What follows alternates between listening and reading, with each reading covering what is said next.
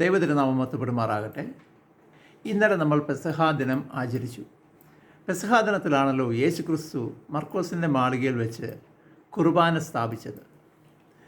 യേശു അപ്പം ഉയർത്തിയതിന് ശേഷം ഇങ്ങനെ പറഞ്ഞു, ഇതെൻ്റെ ശരീരമാകുന്നു, ഇത് നിങ്ങൾ വാങ്ങി ഭക്ഷിക്കുവിൻ.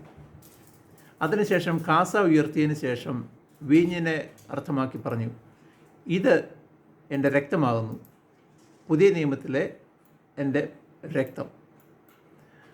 അതിനുശേഷം പറഞ്ഞു, നിങ്ങൾ ഒരുമിച്ച് കൂടുമ്പോഴൊക്കെയും ഇത് ഭക്ഷിച്ച് എൻ്റെ ഓർമ്മ നിലനിർത്തുവിൻ. കാലക്രമേണ വിവിധ സഭകൾ ഈ കുർബാന സ്ഥാപനത്തെയും അപ്പത്തിനെയും വീഞ്ഞിനെയും എങ്ങനെ കാണുന്നുവെന്ന് നമുക്കൊന്ന് പരിശോധിക്കാം. ആദ്യമായി പ്രൊട്ടസ്റ്റൻ്റ് സഭ ഇതിനെ എങ്ങനെ കാണുന്നു? അപ്പവും വീഞ്ഞും പ്രൊട്ടസ്റ്റൻ്റ് സഭ അല്ലെങ്കിൽ പെന്തക്കോസ്ത് സഭ സിംബോളിക്കായിട്ട് മാത്രമാണ് കാണുന്നത്. അതായത് അപ്പം യേശുവിൻ്റെ ശരീരവും വീഞ്ഞ് യേശുവിൻ്റെ രക്തവുമായി അവർ സാങ്കല്പികമായിട്ട് കാണുന്നു, അല്ലെങ്കിൽ അത് പ്രതിനിധാനം ചെയ്യുന്നു സിംബോളിക്കായിട്ട്. അത് അവർ ഒരുമിച്ച് കൂടുന്ന പറഞ്ഞ ഒരു ഫെലോഷിപ്പായിട്ട് കാണുന്നു. അതേപോലെ ഒരു മെമ്മോറിയലായിട്ട് യേശു ക്രിസ്തു അന്ന് ചെയ്യുന്നതിൻ്റെ ഒരു ഓർമ്മയായിട്ട് മാത്രം കാണുന്നു. അതാണ് ഫസ്റ്റ് ലെവൽ ഞാൻ ഉദ്ദേശിക്കുന്നത്. രണ്ടാമത്, ഇതിനെ കോൺസബ്സ്റ്റാൻസിയേഷൻ എന്ന് പറയുന്ന ഒരു വാക്കുണ്ട്. അത് ആംഗ്ലിക്കൻ സഭയും അല്ലെങ്കിൽ നാട്ടിലാണെങ്കിൽ CSI സഭ അവർ വിശ്വസിക്കുന്ന കോൺസബ്സ്റ്റാൻസിയേഷനാണ്. അതായത് അപ്പത്തോടും വീഞ്ഞിനോടും ഒപ്പം യേശു ക്രിസ്തുവിൻ്റെ സാന്നിധ്യമുണ്ട്.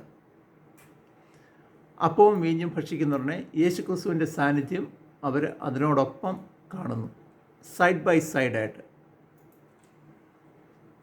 മൂന്നാമത്, ട്രാൻസ് സബ്സ്റ്റാൻസിയേഷൻ. ഇത് കത്തോലിക്ക വിശ്വാസത്തിൽ ട്രാൻസ് സബ്സ്റ്റാൻസിയേഷനാണ് അവർ വിശ്വസിക്കുന്നത്.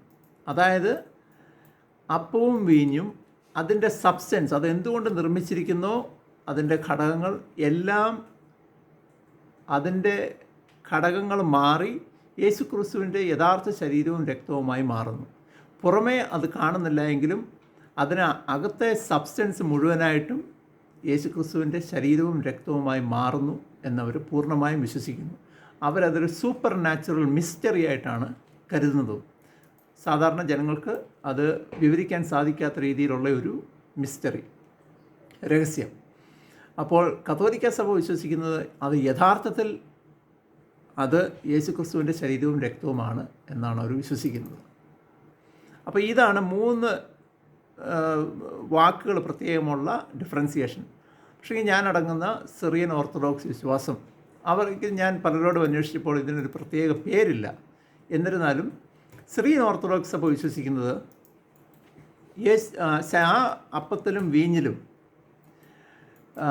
യേശു ക്രിസ്തുവിൻ്റെ എസൻസ്, യേശു ക്രിസ്തുവിൻ്റെ നേച്ചർ അടങ്ങിയിട്ടുണ്ട്. നമ്മൾ പറഞ്ഞു കോൺസബ്സ്റ്റാൻസിയേഷനകത്ത് അപ്പത്തിൻ്റെയും വീഞ്ഞിൻ്റെയും സൈഡിൽ യേശു ക്രിസ്തുവിൻ്റെ സാന്നിധ്യമുണ്ട് എന്ന് പറയുന്നു. സിറിയൻ ഓർത്തഡോക്സ് സഭ വിശ്വസിക്കുന്നത് അപ്പത്തിലും വീഞ്ഞിൻ്റെയും ഉള്ളിൽ യേശു ക്രിസ്തുവിൻ്റെ സാന്നിധ്യമുണ്ട്. അതാണ് സിറിയൻ ഓർത്തഡോക്സ് സഭ വിശ്വസിക്കുന്നത്. അപ്പോൾ സിറിയൻ ഓർത്തഡോക്സ് സഭയുടെ വിശ്വാസം അനുസരിച്ച് യേശു ക്രിസ്തുവിൻ്റെ ആ സർവ്വ നേച്ചറും അതിനുള്ളിലുണ്ട്. ഓരോ പ്രാവശ്യവും നമ്മൾ വിശുദ്ധ കുർബാന അനുഭവിക്കുന്നവരെ നമ്മൾ യേശു ക്രിസ്തുവിൻ്റെ യഥാർത്ഥ നേച്ചറുമായിട്ട് അനുരൂപപ്പെടുകയാണ്. ഇത് കൂടുതൽ കുർബാനകൾ അനുഭവിക്കുന്ന ഉടനെ നമ്മൾ യേശു ക്രിസ്തുവിൻ്റെ ആ നേച്ചറിനോട് താതാത്മ്യം പ്രാപിച്ച് ഒന്നാവുകയാണ് എന്നാണ് സിറിയൻ ഓർത്തഡോക്സ് വിശ്വാസം. അപ്പോൾ ഇതാണ് ഇന്നത്തെ ദിവസം ഞാൻ നിങ്ങൾക്ക് ഒരു പുതിയ ചിന്ത തരികയാണ്. നിങ്ങൾക്ക് കൂടുതൽ റിസർച്ച് ചെയ്യണമെന്നുണ്ടെങ്കിൽ റിസർച്ച് ചെയ്യാം.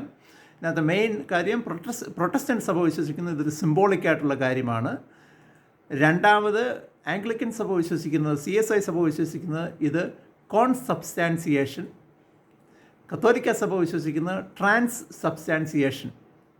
സിറിയൻ ഓർത്തഡോക്സ് സഭയ്ക്ക് ഞാൻ ഇതുവരെ അതിൻ്റെ ഒരു യഥാർത്ഥ നാമം എനിക്ക് മനസ്സിലായിട്ടില്ല, അല്ലെങ്കിൽ ഞാനത് ഹാവിൻ കം അക്രോസ്. പക്ഷേങ്കിൽ അത് വിശ്വസിക്കുന്നത് യേശു ക്രിസ്തുവിൻ്റെ ആ നേച്ചറിൻ്റെ സർവ്വ എസൻസും ഇതിന് ഉള്ളിൽ അടങ്ങിയിട്ടുണ്ട് എന്നാണ് സിറിയൻ ഓർത്തഡോക്സ് സഭ വിശ്വസിക്കുന്നത്. ഇത് നിങ്ങൾക്ക് കൂടുതൽ റിസർച്ച് ചെയ്യാനായിട്ടുള്ള ഒരു അവസരമായിരിക്കട്ടെ എന്ന് ഞാൻ ആശംസിക്കുന്നു. എല്ലാവർക്കും നല്ല ഒരു ദുഃഖ വെള്ളിയാഴ്ച, നല്ലൊരു ഗുഡ് ഫ്രൈഡേ ആശംസിക്കുകയും ചെയ്യുന്നു.